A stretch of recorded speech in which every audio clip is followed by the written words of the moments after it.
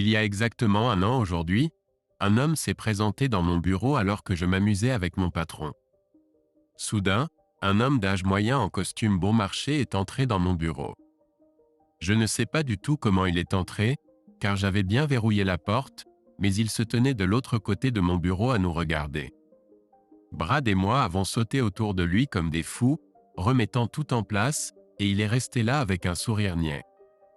Je me souviens distinctement lui avoir crié « Qui diable es-tu et que veux-tu » Il a simplement souri et m'a demandé si j'étais Meredith Keane. J'ai crié à nouveau. C'est ce qui est écrit sur la porte. Bien sûr que je suis Meredith. Maintenant, que veux-tu? Il a sorti une grande enveloppe Kraft de sous son manteau, me l'a tendue, et a dit d'une voix calme, « Madame, vous êtes convoquée. » À ce moment-là, ma vie a basculé. Depuis lors, j'ai vécu chaque instant comme dans un brouillard. Tout ce qui est arrivé avant n'est qu'un souvenir douloureux. Tout ce qui est arrivé après est flou. Ce n'est que ces derniers mois que mon esprit a fonctionné suffisamment bien pour comprendre tout ce qui s'est passé. Grâce à une thérapeute très compréhensive, je sais maintenant, ou mieux encore, je comprends comment ma vie en est arrivée là où elle en est. Je vais maintenant analyser chaque moment douloureux qui m'a mené à ce tournant pour m'assurer de ne rien avoir manqué d'important. Si je veux essayer de recommencer ma vie, je dois comprendre pourquoi j'ai agi comme j'ai agi. Mesdames et messieurs, ici le commandant. Nous venons de recevoir l'autorisation de rouler jusqu'à la piste et de nous mettre en ligne pour le décollage. 3 vols nous précèdent, donc pendant que nous attendons notre tour, nous commencerons le briefing pré-vol. Encore une fois, nous tenons à vous remercier d'avoir choisi Delta pour votre vol vers Boston aujourd'hui. L'écran au-dessus de l'allée s'est animé. Tous les bagages à main doivent être rangés dans un endroit sécurisé. Bla bla bla. J'ai entendu leur discours préparé 1000 fois. Il ne me reste que 2 heures pour tout faire avant l'embarquement, et je ne vais pas perdre de temps sur quelque chose que j'ai déjà entendu. Je connais la procédure. Maintenant, voyons. Je dois commencer là où commencent toutes les histoires tragiques, au commencement. Mais où est vraiment ce commencement? A-t-il commencé quand je suis né, ou quand je me suis marié, ou quand j'ai rejoint Enterprise, ou peut-être le jour où j'ai appris ma promotion? Si ma thérapeute a raison, tout a commencé dans mon enfance. Mais je n'ai pas besoin de remonter si loin pour analyser les événements qui m'ont poussé à fuir mon mari, maintenant ex, et mon ancien foyer. Je dois commencer à partir du moment où j'ai pris la décision de le tromper. Je m'en souviens comme si c'était hier. C'était un vendredi couvert en octobre lorsque mon patron, Brad Aldridge, m'a appelé dans son bureau juste avant le déjeuner. Il a dit qu'il avait de bonnes nouvelles pour moi. « Meredith, entre et ferme la porte », a dit Brad avec un large sourire. Je me suis assise sur la chaise en face de son bureau et j'ai attendu qu'il finisse de taper quelque chose sur l'ordinateur, repensant à mon temps chez Enterprise. J'avais travaillé pour Enterprise Recherche et Développement et pour Brad depuis 8 ans en tant que l'une des responsables de compte. Mon travail était de coordonner tous les processus, tâches, documentation technique et interaction avec les sous-traitants que Brad et 3 autres cadres dirigeants coordonnaient avec nos 50 fournisseurs environ et les clients finaux. Je suis doué dans mon travail et après la première année, je me sentais assez confiant dans ce que je faisais et pensais que je pouvais tout faire. J'étais même tellement confiant que je pensais pouvoir faire le travail de n'importe lequel de mes superviseurs, et parfois mieux qu'eux. J'ai l'éducation et l'expérience professionnelle pour gérer leur poste, c'est juste que progresser dans la gestion d'entreprise, c'est comme essayer de percer un mur de briques avec une guimauve, surtout pour les femmes. J'ai fixé mon objectif de devenir la première cadre féminine chez Enterprise et rien ne m'arrêterait.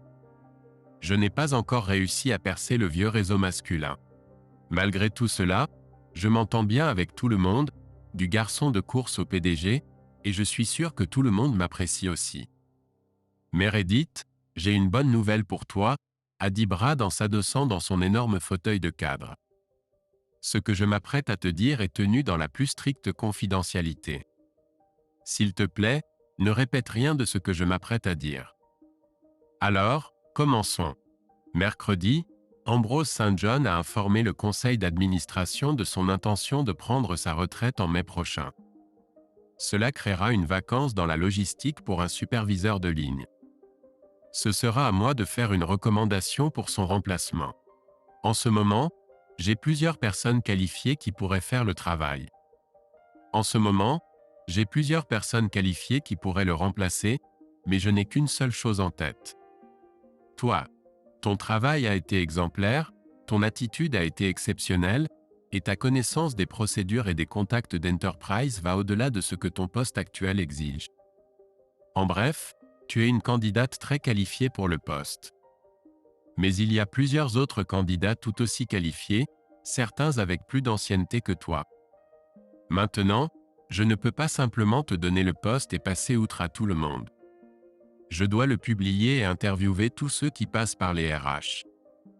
Mais en fin de compte, cela dépendra toujours de ma décision.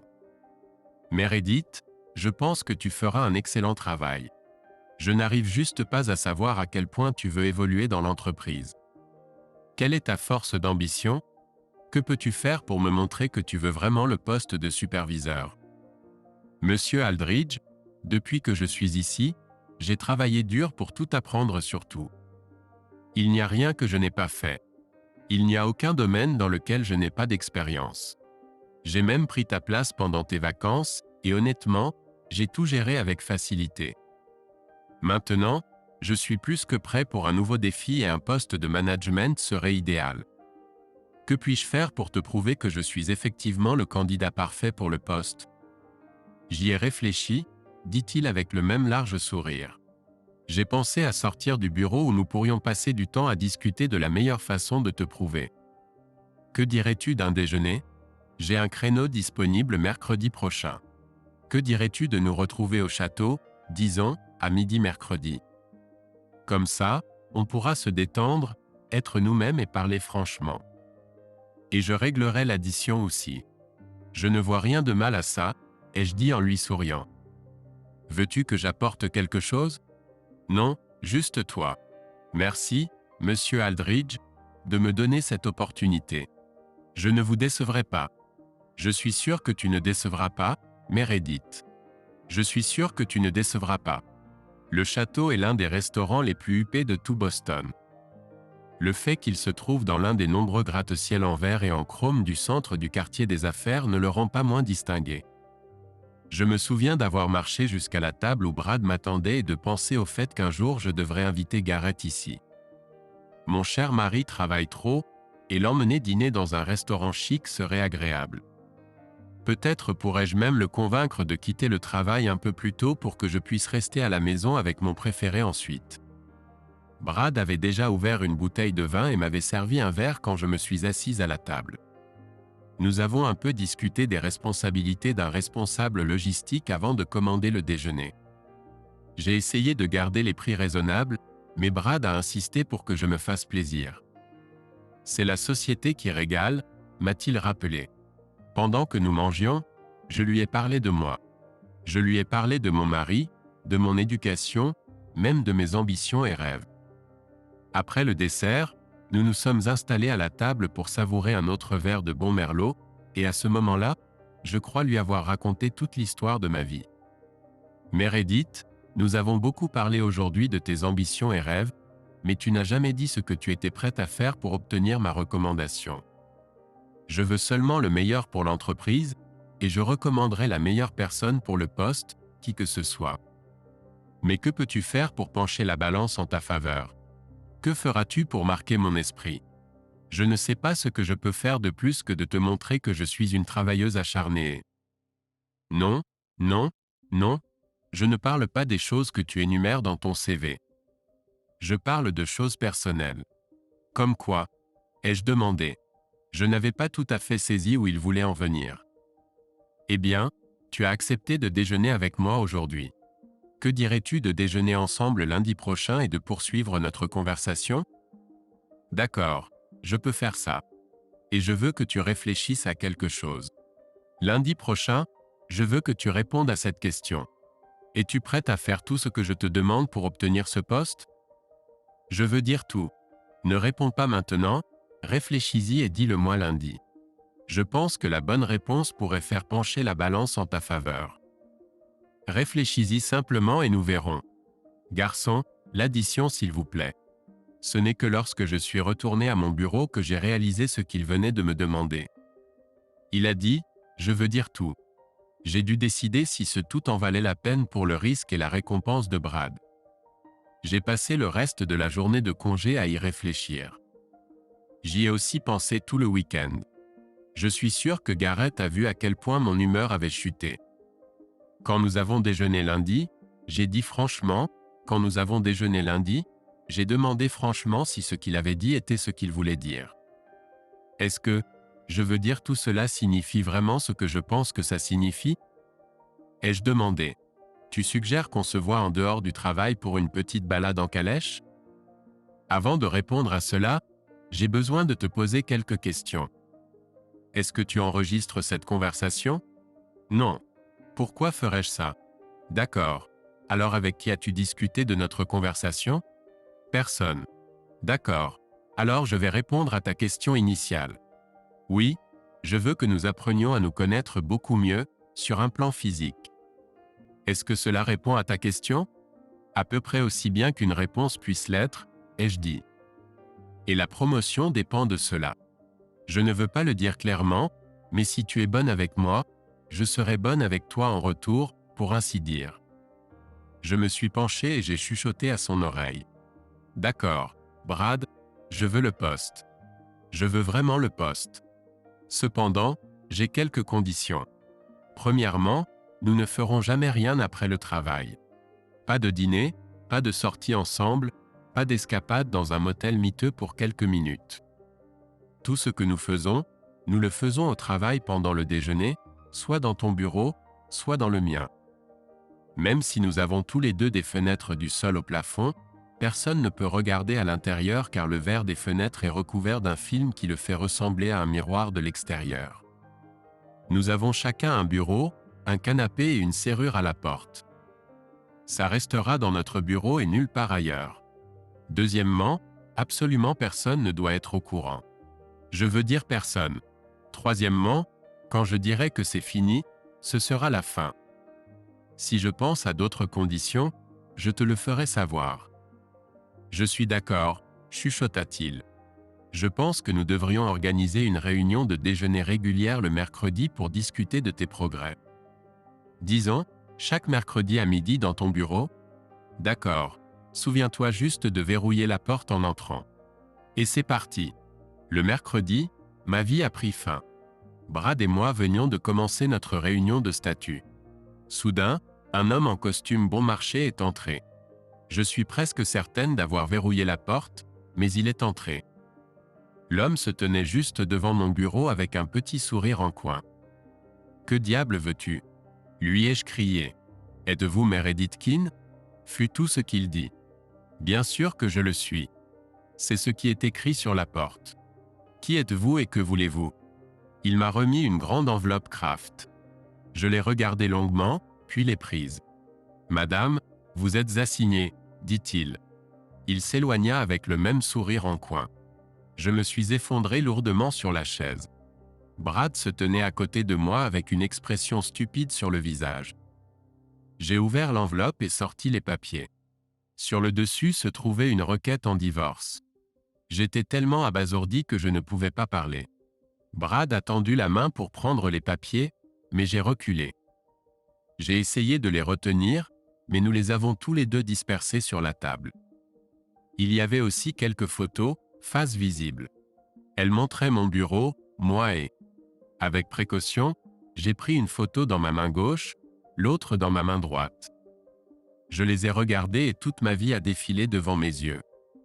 Dans l'une des photos, je montrais mon majeur, le tendant vers le téléphone. Comment diable avait-il réussi à... Je n'ai jamais fini ma phrase. Je savais d'où elle venait. Je me suis retourné pour regarder par la fenêtre. J'ai vu un autre immense bâtiment en verre et en chrome de l'autre côté de la rue et j'ai réalisé que celui qui avait pris ces photos les avait prises de là-bas. Je me suis précipité vers la fenêtre, posant mes mains sur la vitre et regardant le bâtiment de l'autre côté de la rue.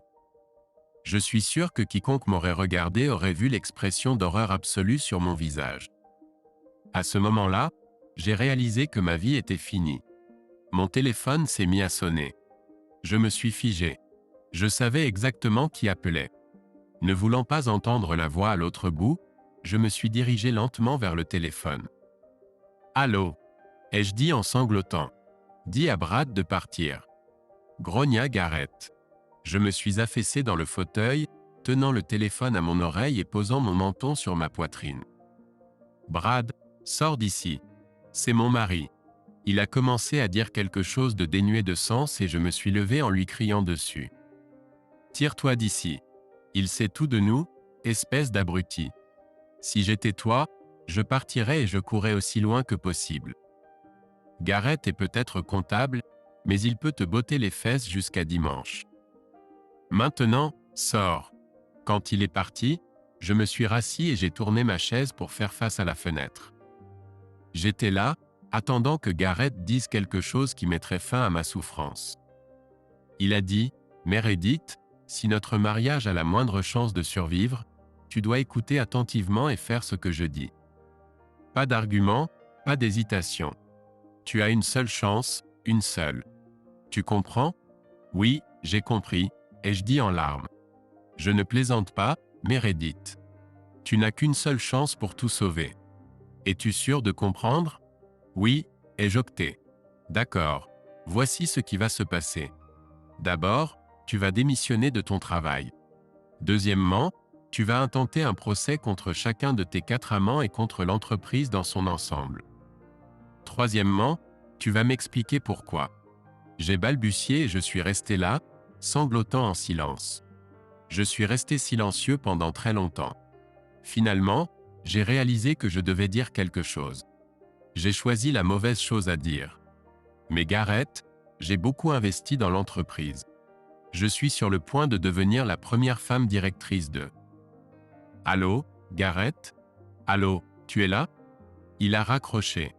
J'ai laissé tomber le téléphone et je me suis précipité vers la fenêtre, criant et frappant la vitre. Je ne peux pas vous dire combien de temps j'ai frappé sur la fenêtre avant de m'effondrer par terre et de sangloter. J'avais tout gâché. Garrett savait que je le trompais et allait me divorcer. Mon Dieu, qu'ai-je fait de lui ? Je me suis juste allongé par terre et j'ai pleuré. Je ne sais pas combien de temps j'ai pleuré jusqu'à ce que j'entende un coup à la porte. J'ai essuyé mon visage du mieux que j'ai pu et je suis allé ouvrir. Ambrose se tenait là avec le regard le plus haineux que j'ai jamais vu. Et derrière son dos, je pouvais voir tout le monde dans le bureau qui nous regardait. « Espèce de garce !» me siffla-t-il. Il m'a ensuite frappé au visage, me faisant tomber par terre.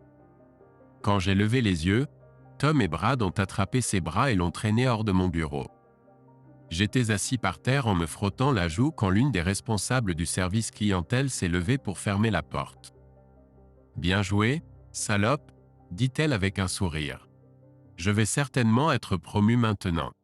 À plus. » Comme tout le monde est-il déjà au courant de mes papiers de divorce ? Que se passait-il ? Je n'ai rien compris, sauf que Garrett était au courant et me mettait à la porte. J'ai recommencé à pleurer et je suis retourné à mon bureau. J'ai essayé de rappeler Garrett mais son téléphone était passé en messagerie vocale. J'ai essayé de l'appeler probablement une 12aine de fois, mais il n'a répondu à aucun de mes appels. Je ne lui ai laissé qu'un seul message. « Garrett, je suis tellement désolé. Je suis tellement désolé. Je suis tellement désolé. Je suis tellement désolé. Je suis tellement désolé. S'il te plaît, rappelle-moi et parle-moi. J'ai vraiment merdé et j'ai besoin que tu me parles.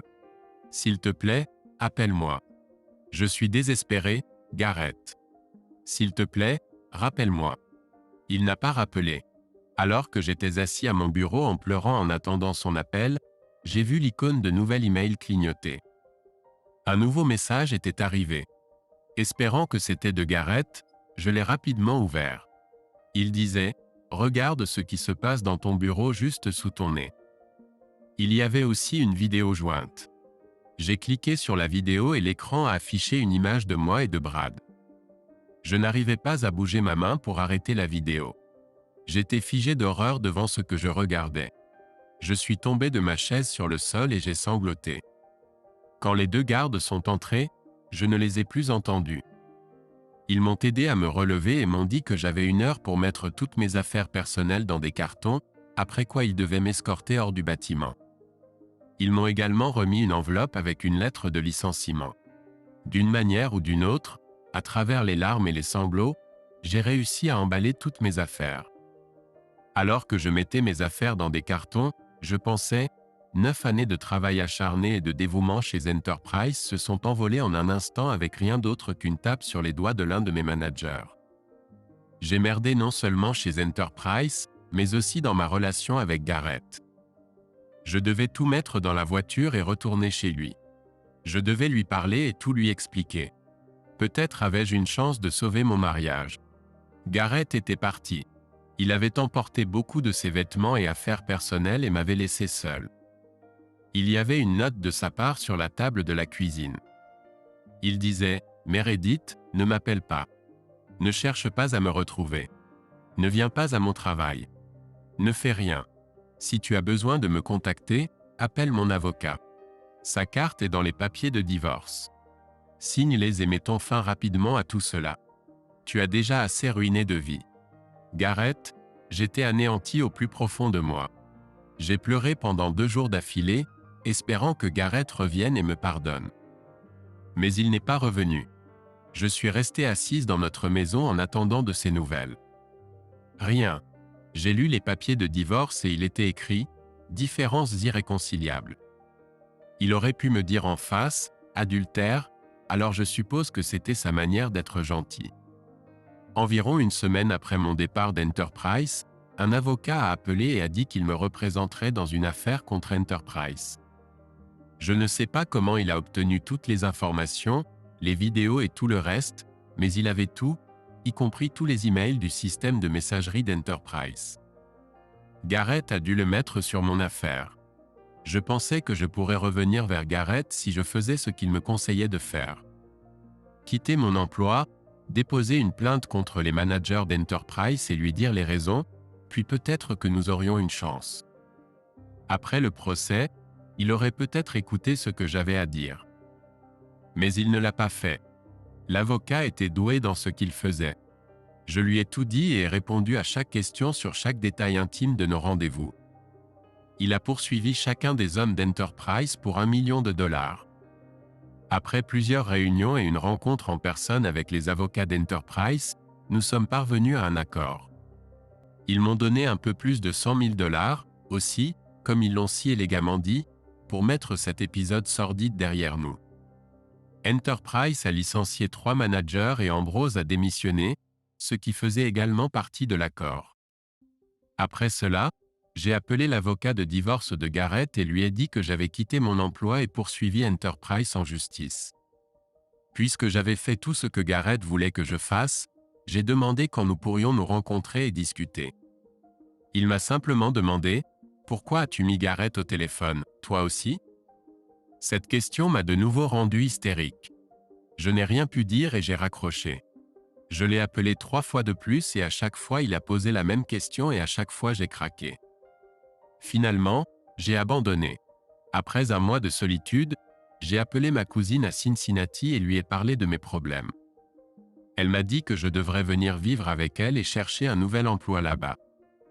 Les choses s'étaient effondrées à Boston, donc un nouveau départ me ferait du bien. J'ai réfléchi à ces paroles pendant 1 semaine avant de signer les papiers du divorce et de faire mes valises. J'ai tout laissé à Garrett. J'ai seulement pris mes vêtements et quelques souvenirs. Tout le reste, je l'ai laissé derrière moi. Sur la table de la cuisine, j'ai laissé à Garrett une note avec des mots d'adieu et une demande qu'il m'appelle au numéro de ma cousine. Il n'a jamais appelé. J'ai passé le premier mois à alterner entre pleurs et pensées suicidaires. Un jour, j'ai touché le fond et j'ai essayé de mettre fin à ma vie. Rachel m'a trouvé et a appelé une ambulance. Ils m'ont fait une lavage d'estomac et ont sauvé ma vie sans valeur. Pendant que j'étais à l'hôpital, j'ai dû voir un psychiatre. Nous avons parlé de ce que j'avais fait pour en arriver là dans ma vie. Elle a dit qu'elle avait déjà tout entendu et m'a recommandé un autre psychiatre spécialisé dans le deuil. Elle a dit que le divorce est tout aussi dévastateur que la perte d'un être cher et que le counseling en deuil me ferait beaucoup de bien. J'ai donc commencé à parler avec lui 2 fois par semaine. Finalement, j'ai réalisé mon acte et j'ai décidé que je ne voulais pas vraiment mourir. Je voulais revivre, mais revivre avec Gareth. Mon thérapeute m'a aidé à élaborer un plan pour remettre de l'ordre dans ma tête, pour comprendre pourquoi j'avais agi ainsi et comment essayer de retrouver ma vie avec Gareth. Mais il était très prudent quand il a dit que je pourrais ne jamais le récupérer. Au fond de moi, je savais qu'il avait raison, mais je devais essayer. 4 mois après avoir quitté Boston, j'ai reçu un jugement de divorce final. J'ai reçu une somme forfaitaire de $100 000 lors du partage des biens, et un chèque de ce montant était inclus. Je n'ai reçu aucune pension alimentaire, aucune part de l'entreprise de Gareth ni de sa pension. J'ai accepté de laisser Gareth vendre la maison et partager les bénéfices.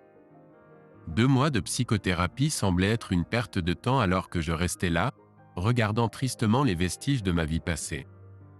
Et me voici, assise, regardant le sol, à 35 000 pieds, passant en revue ma vie gâchée dans ma tête. J'ai commis de grosses erreurs, mais j'ai aussi beaucoup progressé dans la compréhension de leurs causes et je peux garantir qu'elles ne se reproduiront plus. Espérons que, quand j'arriverai à Boston, il y aura quelqu'un pour écouter mon histoire et me témoigner de la sympathie. Peut-être pourrai-je retrouver ma vie. Peut-être qu'il m'aimera à nouveau. Mais peut-être que non. Partie 3, mesdames et messieurs, c'est le commandant qui vous parle. Nous sommes à environ 10 minutes du vol depuis l'aéroport international de Logan, et j'ai allumé le signal de ceinture de sécurité, alors veuillez retourner à vos sièges et attendez, quand est-ce que je me suis endormi? La dernière chose dont je me souviens, c'est la femme au siège du milieu qui m'a demandé si j'allais bien. C'était gênant.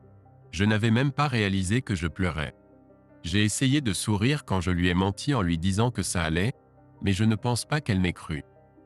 Elle m'a tendu un mouchoir, m'a regardé avec gentillesse et a dit « Quels que soient les problèmes que nous avons dans cette vie, Dieu veille sur nous. » Parlez-lui simplement. C'était quelque chose de nouveau. Bien sûr, j'ai parlé à un thérapeute, mais tout ce que j'ai eu, c'était un tas de trucs sur la faible estime de soi, l'insécurité et les tendances narcissiques. Peut-être que ça ne ferait pas de mal d'avoir une petite conversation avec lui? Quand je suis monté à bord, je pensais que revisiter tout ce qui s'était passé au cours des dernières années serait utile. Mais tout ce que j'ai fait, c'est me gifler à nouveau avec toutes les mauvaises décisions que j'avais prises, tous les mensonges que j'avais racontés et toute la douleur que j'avais causée. À 35 000 pieds, la souffrance était aussi intense qu'un an auparavant. J'ai revisité. Non. J'ai revécu la pire période de ma vie et j'en suis venu à la conclusion que je n'avais pas besoin de ça. Je pensais pouvoir trouver quelque chose que je ne savais pas déjà, quelque chose pour m'aider à me préparer à une autre rencontre avec Gareth. Mais je n'ai rien trouvé. Tout était pareil qu'avant. Je suis un menteur. Je suis un menteur. Et j'ai ruiné la vie d'une douzaine de personnes ou plus. Pourquoi? Parce que je voulais être un grand cadre. Je voulais être important. Je voulais être quelqu'un. Et maintenant je ne suis rien. Je suis Meredith Smith. Je m'appelais Meredith Keane, mais j'ai tout gâché. L'une des conditions de mon divorce était de ne plus jamais utiliser mon nom de famille marié, donc j'ai dû le changer en Smith. Je pense que cela m'a fait plus de mal que tout le reste. Je n'avais pas besoin de pension alimentaire. Je n'avais pas besoin de notre appartement. Je n'avais même pas besoin de nos économies. Tout ce que je voulais, c'était Gareth. Mais ce n'était pas censé être. Je lui avais fait trop de mal, et rien de ce que je pouvais dire, aucune excuse, aucune justification, aucune explication ne pouvait cautériser la blessure dans son cœur. J'avais complètement détruit l'homme que j'aimais, et moi-même, en même temps. J'ai loué une voiture et j'ai pris la direction de l'ouest sur l'autoroute 90 en direction de mon ancienne maison à Waltham. J'avais emprunté cette route pour aller et venir de Boston 1000 fois, mais cette fois-ci, elle me semblait étrange. Je ne rentrais pas chez moi, mais vers mon ancien domicile, l'endroit où vivait mon ex-mari, où ma vie passée s'était déroulée. Un frisson m'a parcouru l'échine. Je me sentais comme une étrangère dans un pays étrange. J'ai aussi senti une larme solitaire tomber sur ma poitrine. Avec un bon trafic et de la chance, Le trajet ne prendrait que 30 minutes. La circulation était fluide, et la chance était de mon côté. De plus, le samedi matin, la circulation était généralement assez dense, sauf si le Boston College avait un match de football l'après-midi.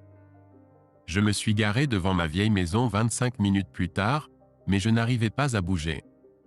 Je suis resté figé derrière le volant de ma voiture de location, trop effrayé pour faire ce pourquoi j'avais parcouru 1000 kilomètres. Je suis resté là pendant très longtemps, réfléchissant au premier mot que j'allais dire à Gareth. Salut Gareth, surprise. Non, trop léger. Bonjour Gareth, à en juger par ton expression, tu es surpris de me voir. Non, son expression pourrait ne pas être de la surprise, mais de la peur ou pire, de la haine. Salut Gareth, avant que tu ne me claques la porte au nez, je veux que tu saches que je suis venu jusqu'ici pour te présenter mes excuses. Pas mal, mais ne lui donne pas de raison de me claquer la porte au nez. Bonjour Gareth, je suis là pour m'excuser pour tout. Puis-je te prendre un instant pour te parler? Bon, tant pis. J'aurais dû passer mon temps dans l'avion à réfléchir à ce que j'allais lui dire, plutôt que de revivre toutes les conneries que je lui avais faites. J'ai pris une grande inspiration et je me suis dirigé vers la porte. Tout semblait pareil, sauf que les azalées de chaque côté de l'allée avaient disparu. Je les lui avais données quand nous avons emménagé dans cette maison. Il a toujours adoré ces azalées. Les belles fleurs blanches au printemps le faisaient toujours sourire, et quand il souriait, moi aussi. J'ai appuyé sur la sonnette et j'ai attendu nerveusement. Oui, a dit un homme en ouvrant la porte. Ce n'était pas Gareth. Où est Gareth? L'homme qui a ouvert la porte était grand et mince et semblait porter seulement une robe de chambre à carreaux et des pantoufles. Il a esquissé un demi-sourire et m'a regardé avec une certaine appréhension. Qui est à la porte, Josh? Un autre homme, un peu plus corpulent et également en robe de chambre à carreaux et pantoufles, est arrivé derrière le premier et a posé sa main sur l'épaule de l'homme plus grand. Pouvons-nous vous aider? A demandé le deuxième homme. Je ne savais pas quoi répondre. Je m'attendais à ce que Gareth se tienne là et j'avais même préparé une phrase d'ouverture, mais au lieu de cela, les deux hommes d'âge moyen, qui semblaient tout juste sortis du lit, me regardaient comme si j'étais une sorte de folle. Je cherche Gareth Keane, ai-je réussi à articuler. Oh, Monsieur Keane est parti il y a environ 4 ou 5 mois, a répondu l'autre homme. Quand exactement, Josh? A répondu le premier homme, qui s'appelait Josh. Depuis plus de 6 mois maintenant, il a emménagé juste avant Noël. Tu te souviens, nous avons emménagé après le Nouvel An et la maison était vide pendant un moment. C'est vrai, dit le deuxième homme. Encore une fois, ma bouche et mon esprit ne voulaient pas coopérer. Je suis resté là, la bouche ouverte. Quelques secondes se sont écoulées, mais j'ai balbutié. Je cherche Gareth Keane. Les deux hommes sourirent et dirent à l'unisson. Tu l'as déjà dit. Ils se sont tournés l'un vers l'autre, ont ri bruyamment et se sont serrés dans les bras. Je sentais mes joues rougir. Je suis désolé, ai-je dit, gêné. Je suis son épouse, enfin, je l'étais. Je suis venu ici pour parler. Je vivais ici autrefois. Oui, nous avons entendu parler de toi. Oh, désolé, je ne voulais pas que ça sonne comme ça, dit Josh. Randy, qu'a dit l'agent immobilier? Randy, l'autre homme, répondit. Elle a dit que les anciens propriétaires divorçaient et vendaient la maison dans le cadre du partage des biens. Elle n'est pas entrée dans les détails, disant seulement que ce n'était pas amical.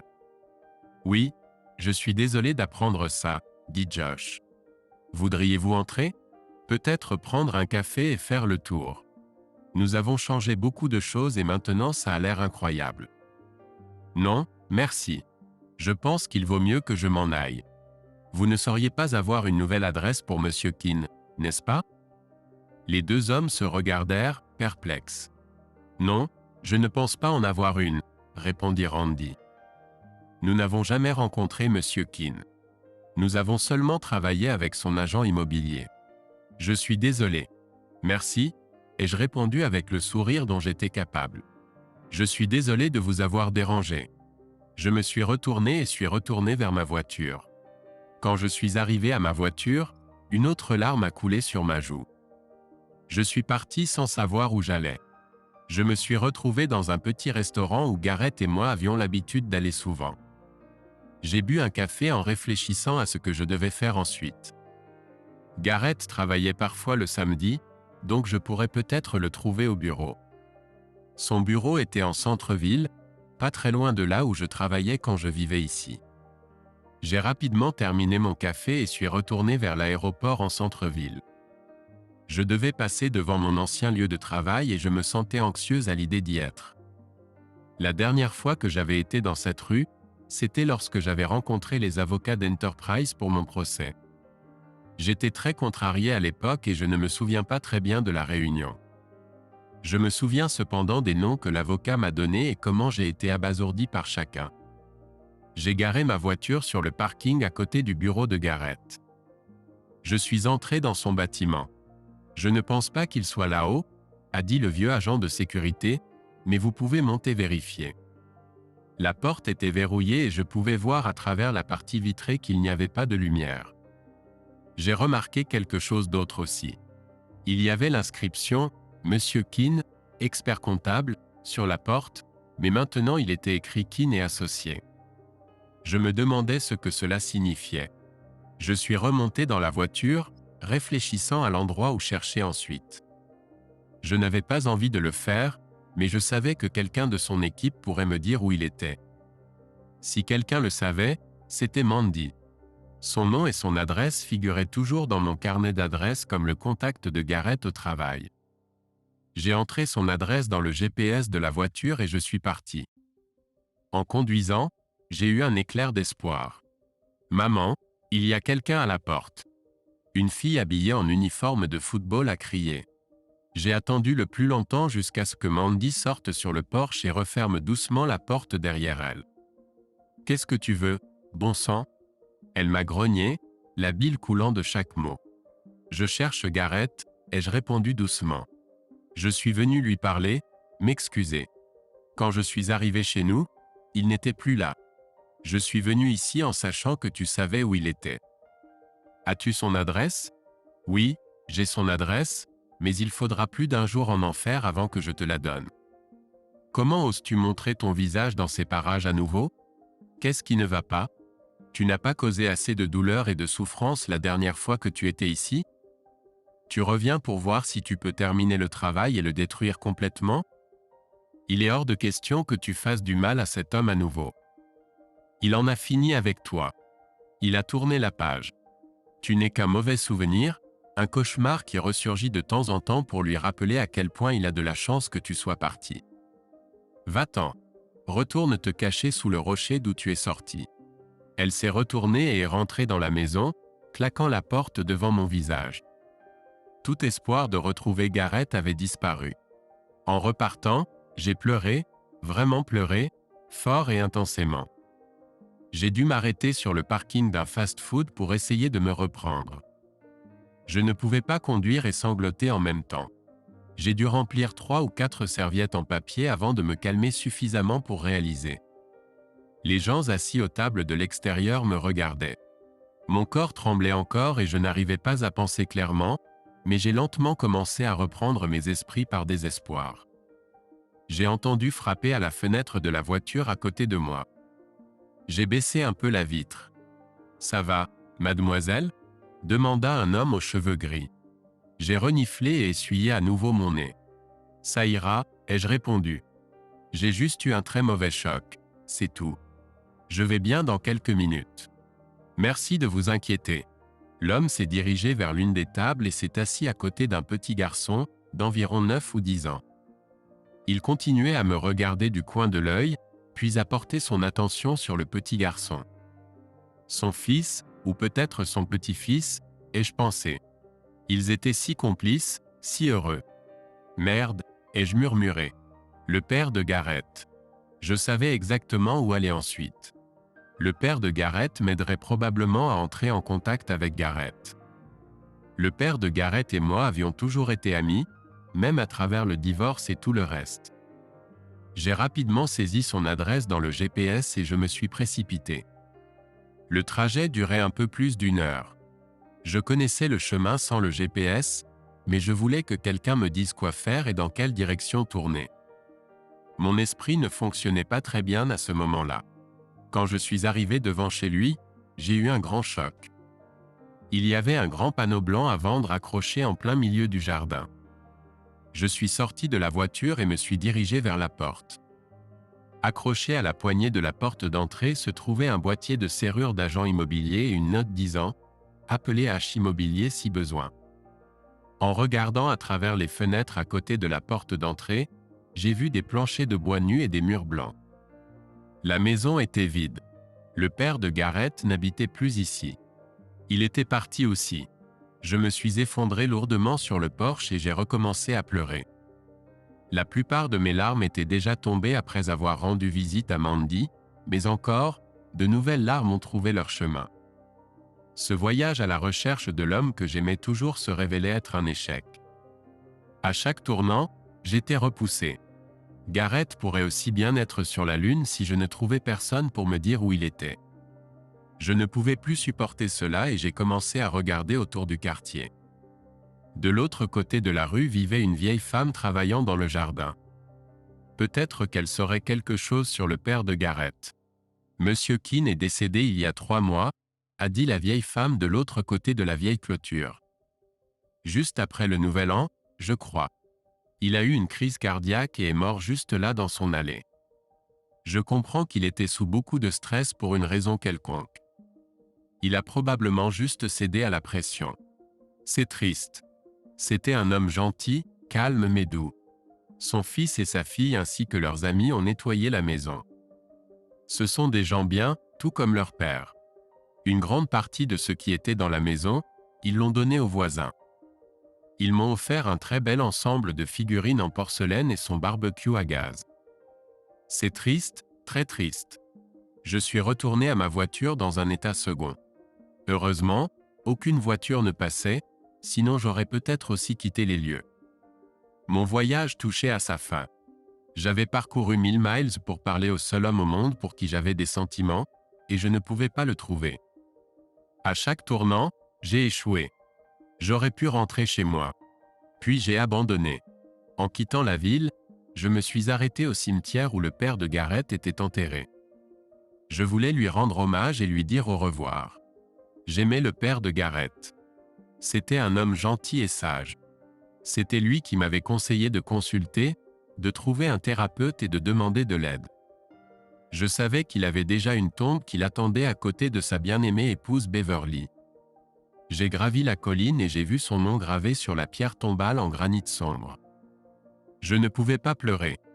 Je n'avais plus de larmes. Maintenant que je voulais pleurer, je ne le pouvais pas. Je me suis promis que quand je rentrerais chez moi, j'aurais une longue conversation avec Dieu.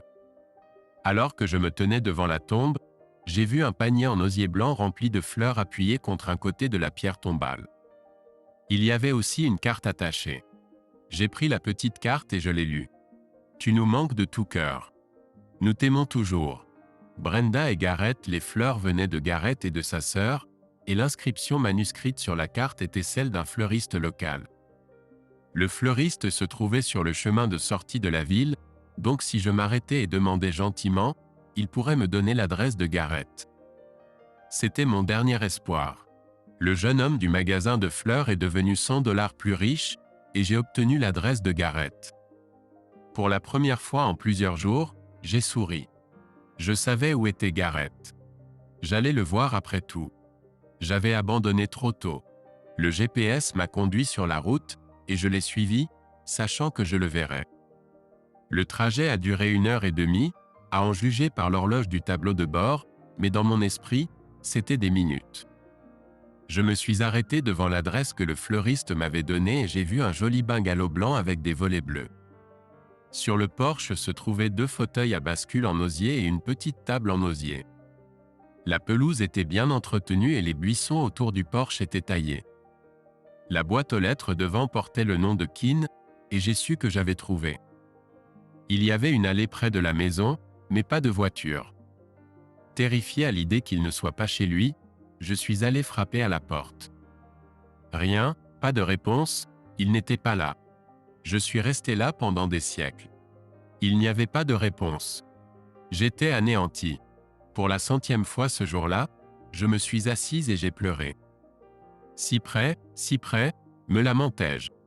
Mais j'étais déterminé à l'attendre. S'il n'était pas rentré avant la nuit, j'irais trouver un endroit où dormir et je reviendrais le lendemain. D'ici là, j'allais m'asseoir dans son fauteuil à bascule et attendre. Après 1 heure ou 2, je me suis ennuyé et j'ai commencé à me promener autour de la maison.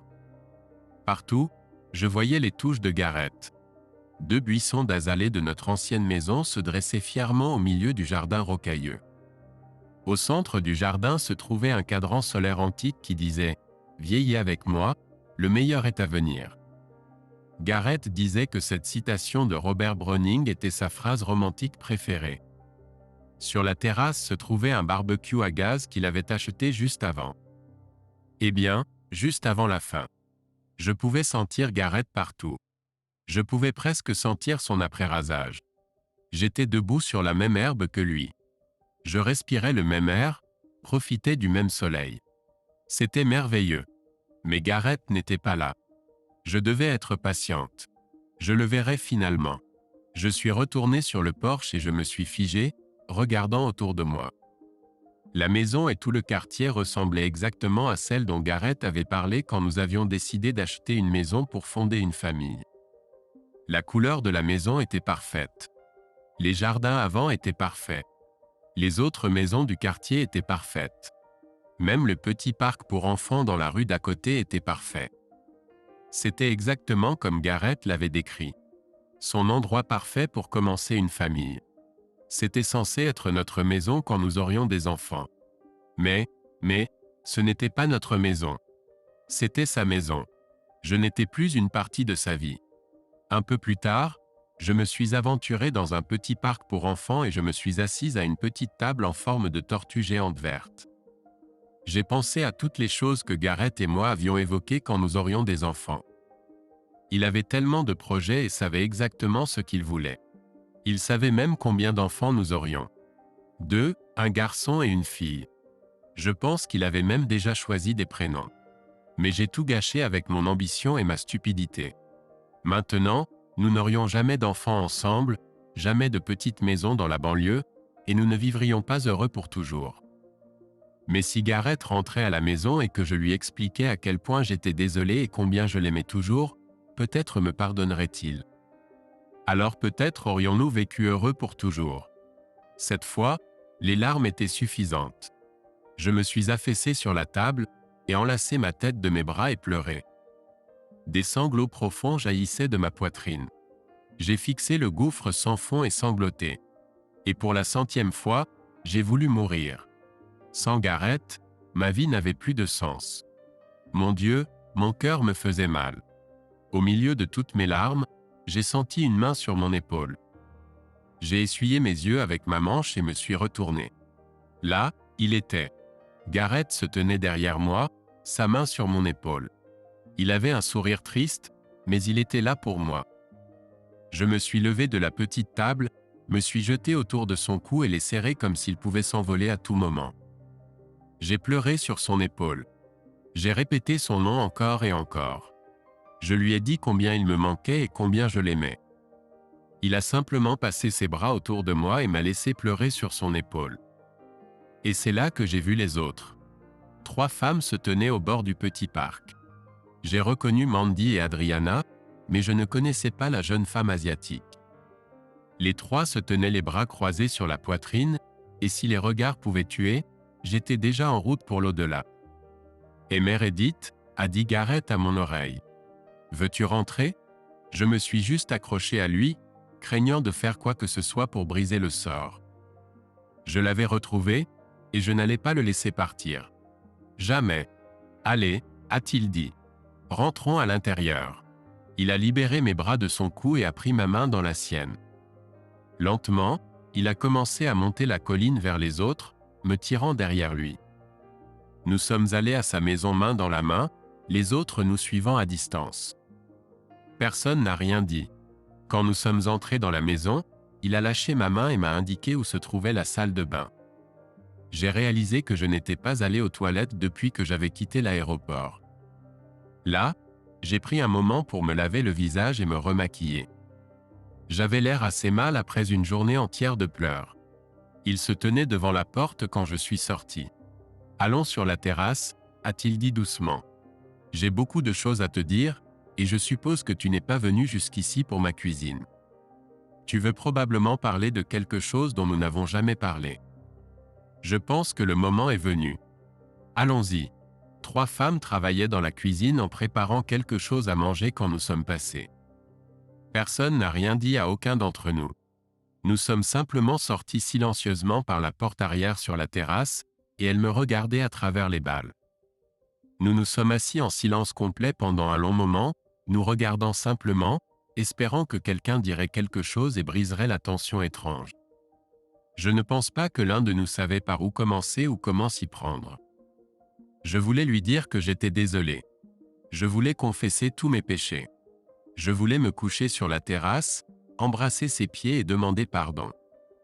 Je voulais lui dire combien je l'aimais encore. Je voulais lui dire tout ce qui était dans mon cœur. Mais je ne savais pas par où commencer. J'avais parcouru 1000 miles pour le voir, et maintenant que j'étais assis en face de lui, je ne pouvais rien dire. « Comment vas-tu, Meredith ?» demanda-t-il. « Je vais mieux maintenant, Gareth. Et toi ? Bien. Mais je ne pense pas que tu sois venu ici pour échanger des banalités. Pourquoi ne me racontes-tu pas ce qui s'est passé dans ta vie depuis ? » Il est resté silencieux, regardant ses mains. J'ai ouvert les vannes et tout lui ai dit. « Gareth, je ne sais pas dans quelle mesure tu es au courant, alors je vais tout te raconter, mais juste les points essentiels.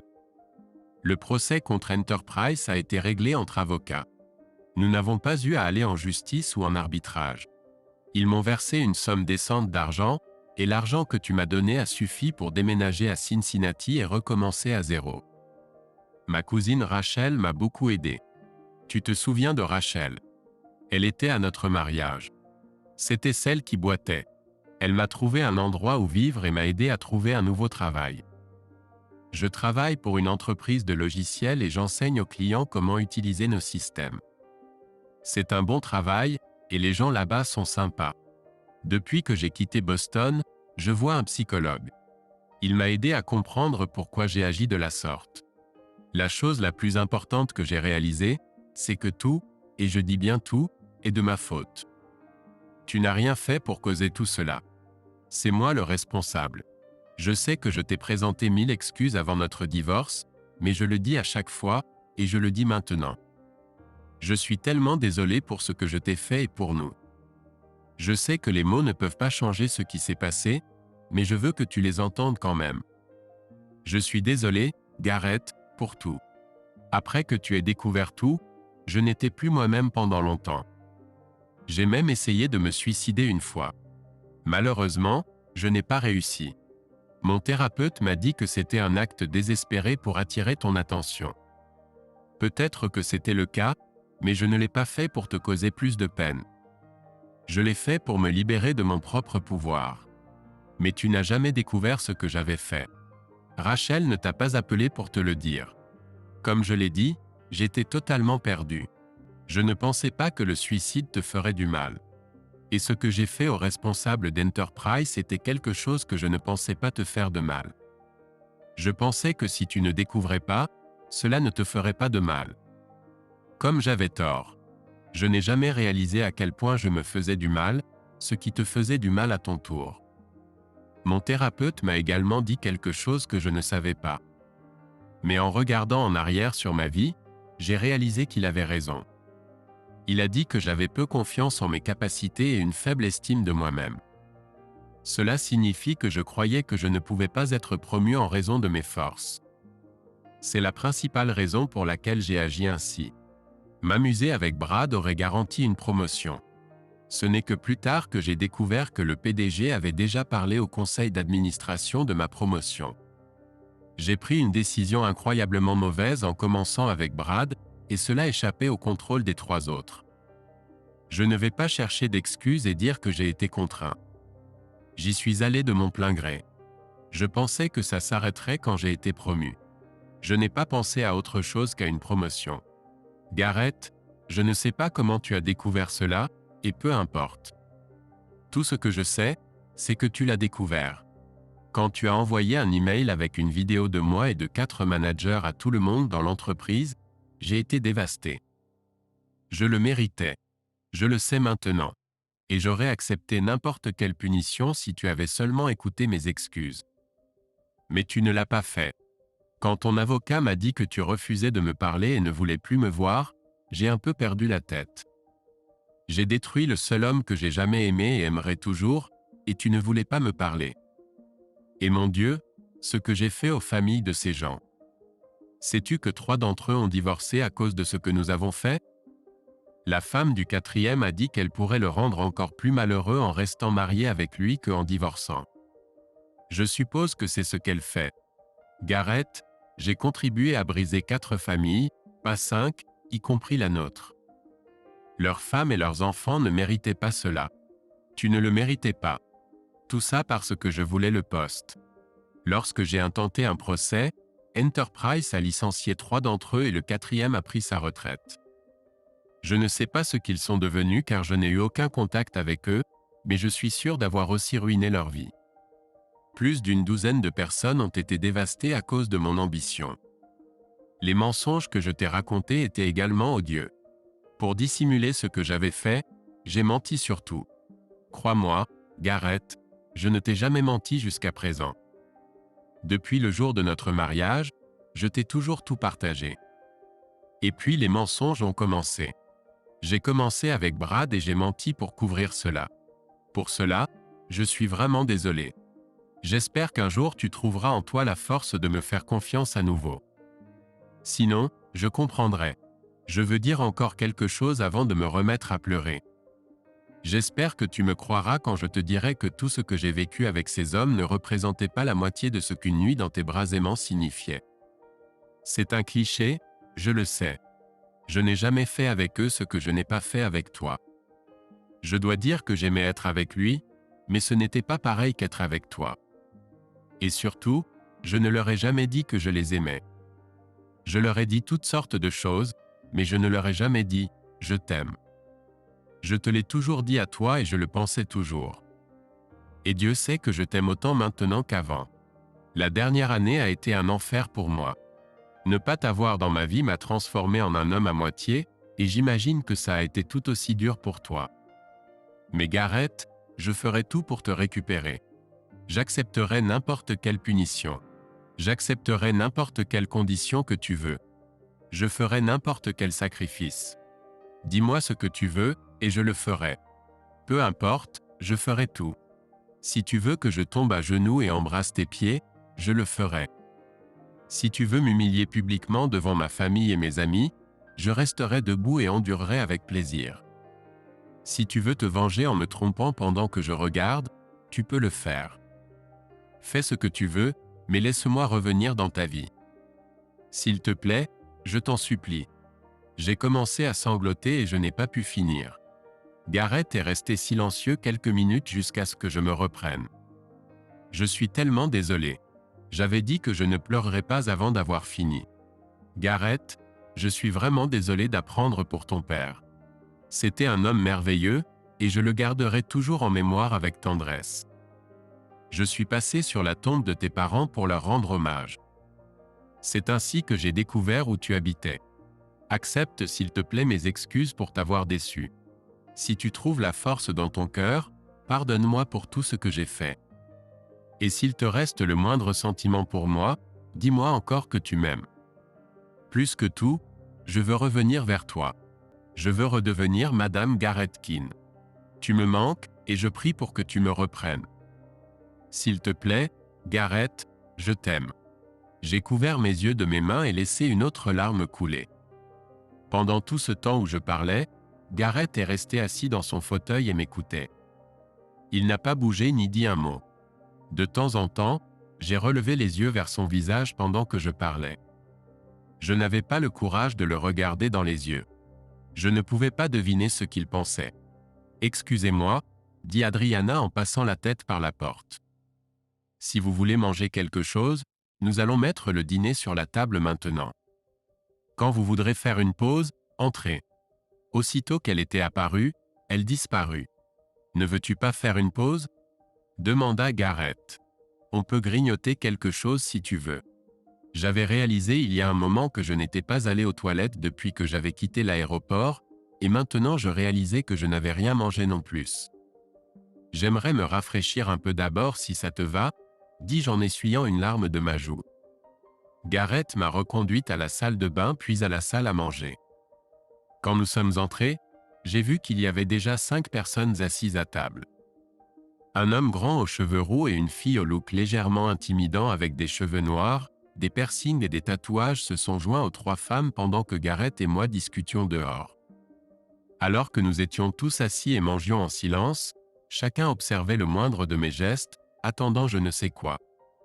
Le dîner était un enfer. Je voulais entendre l'histoire de Gareth et je restais là à jouer avec ma nourriture, espérant qu'il me dirait qu'il m'aimait aussi. Attendre qu'il dise qu'il me voulait de retour était une torture.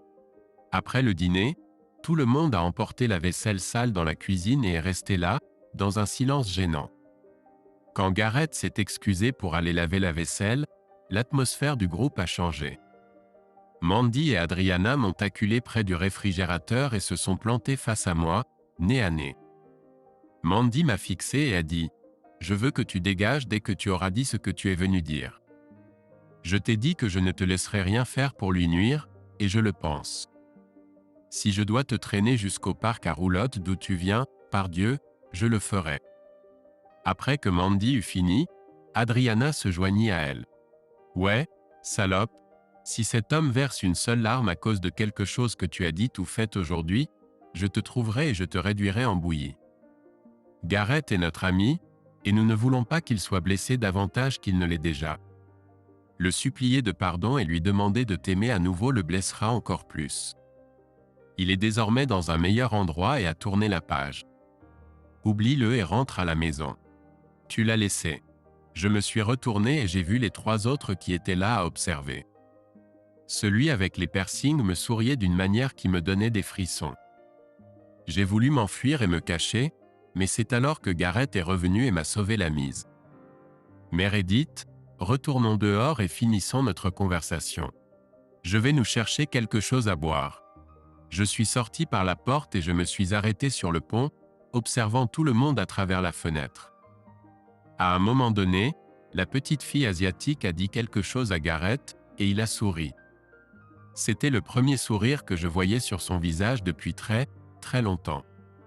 Il me manquait bien plus que je ne l'aurais imaginé. Ça me faisait mal de voir quelqu'un d'autre le faire sourire. Gareth a apporté 2 bouteilles d'eau, et alors que nous retournions à nos places, il a commencé. « Meredith, j'apprécie ta franchise en parlant aujourd'hui de ce qui se passe pour toi depuis. Eh bien, depuis que tout s'est effondré, je sens un changement en toi.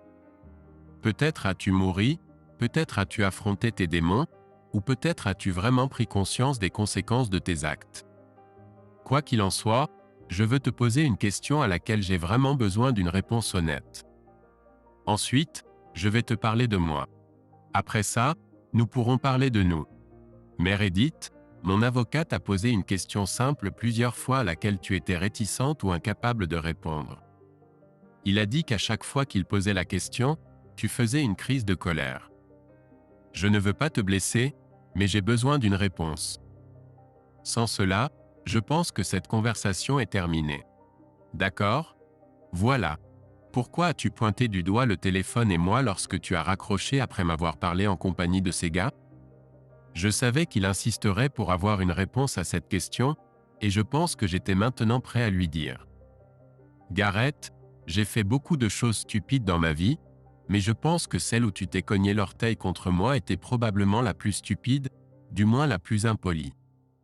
Mon thérapeute et moi en avons beaucoup parlé, et maintenant je peux te dire pourquoi je l'ai fait. Il n'y a pas de réponse facile ici, ce n'est pas juste une chose, mais la raison principale pour laquelle je l'ai fait était parce que j'essayais de me convaincre moi-même et l'homme qui était avec moi à ce moment-là que tu étais un mari pourri, sans valeur. Je pensais que si tu me traitais mal, je ne me sentirais pas coupable de te tromper. Eh bien, j'avais tort.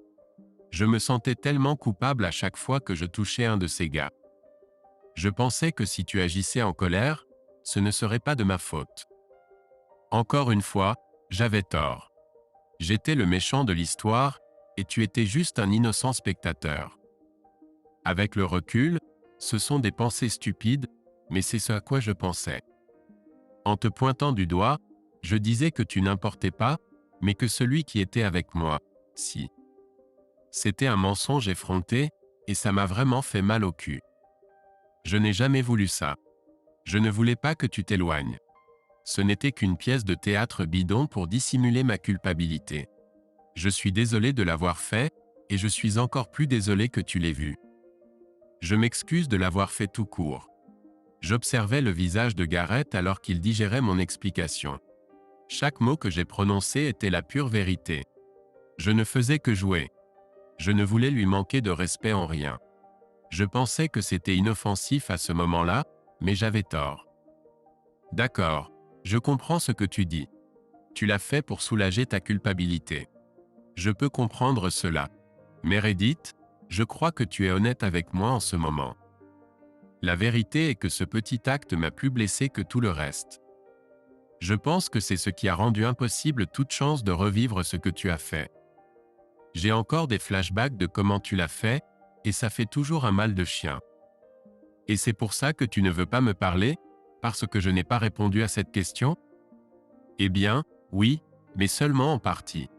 Je suppose que je l'ai utilisé comme excuse pour ne pas te parler.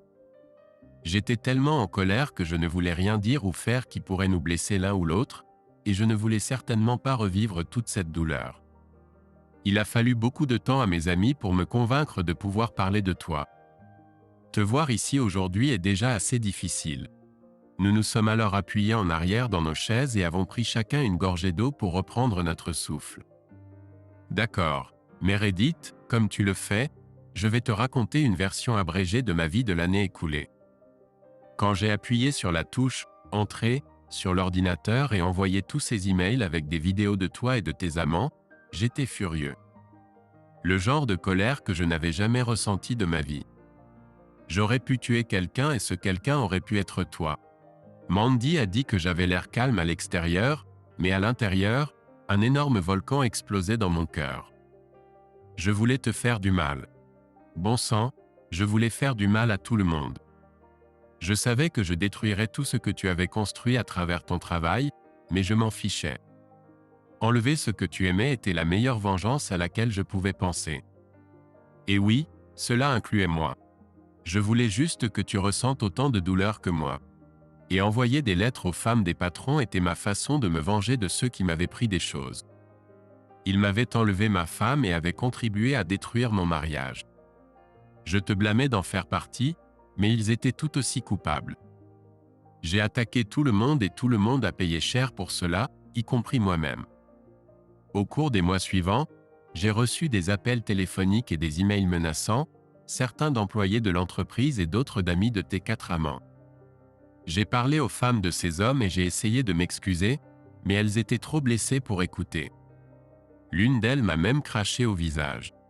Néanmoins, les 4 ont pris des copies des vidéos pour les procédures de divorce. Je suis resté chez mon père pendant quelques mois, essayant de remettre de l'ordre dans ma vie. Il a été génial, m'a donné beaucoup de conseils utiles et m'a aidé à me calmer et à voir les choses telles qu'elles étaient. Après quelques semaines, j'ai vu dans ses yeux le même stress que j'éprouvais moi-même. J'ai arrêté de lui parler et j'ai commencé à réfléchir par moi-même.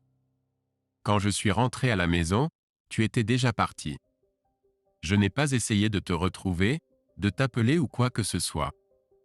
J'étais content que tu sois parti, même si cela a laissé un vide dans mon âme aussi grand que le Grand Canyon.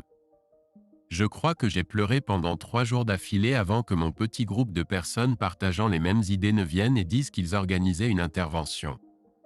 Cela a duré tout un week-end, mais à la fin du 2e jour, je riais à nouveau. Après cela, Mandy et Adriana sont devenues comme des mères pour moi. Elles me disaient quoi faire, quand le faire, et quand finir. J'avais besoin de ça. Jean est resté avec moi jour et nuit, s'assurant que je mangeais correctement, faisais de l'exercice, et que les choses au travail ne tournaient pas mal. Même Jackie passait de temps en temps.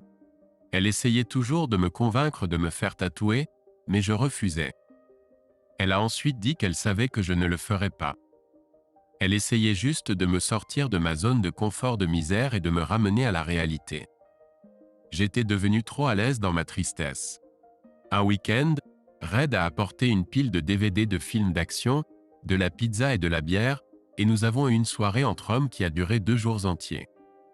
Yann m'a vraiment repris d'avoir laissé des boîtes de pizza et des canettes de bière vides partout dans le salon, et de ne pas m'être douché de tout le week-end. Dans l'ensemble, c'était assez déchirant. J'ai sombré dans l'auto-apitoiement pendant environ 3 mois avant de me réveiller un jour et de recommencer à vivre. La première chose que j'ai faite a été de mettre notre appartement en vente.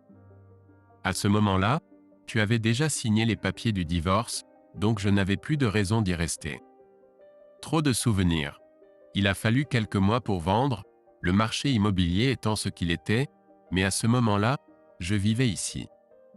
D'après ce que j'ai compris, notre ancienne maison a été achetée par un gentil couple. Quoi qu'il en soit, mon déménagement ici a été un nouveau départ. C'était une rupture avec le passé, et j'en avais plus besoin que de tout.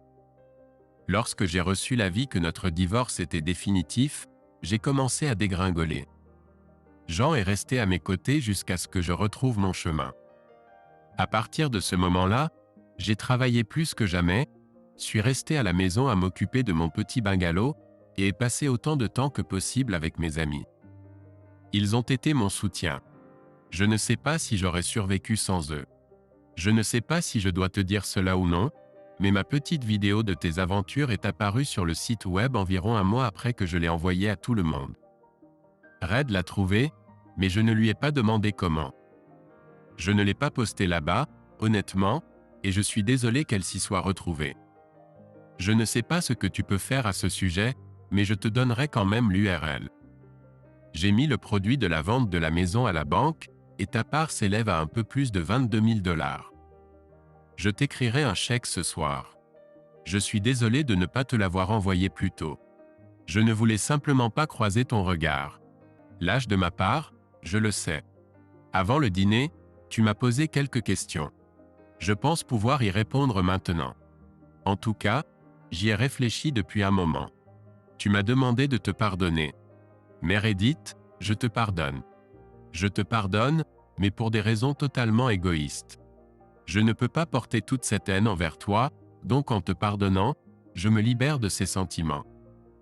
Mère Edith, je ne te déteste plus, mais je ne t'aime plus non plus. Bien sûr, je peux te pardonner, mais je ne peux pas oublier ce que tu as fait. Crois-le ou non, les rares fois où je t'ai vu avec tes amants ont détruit tous les bons souvenirs que nous avions ensemble. Partis sont nos espoirs et nos rêves. Tout est parti, Mère Edith.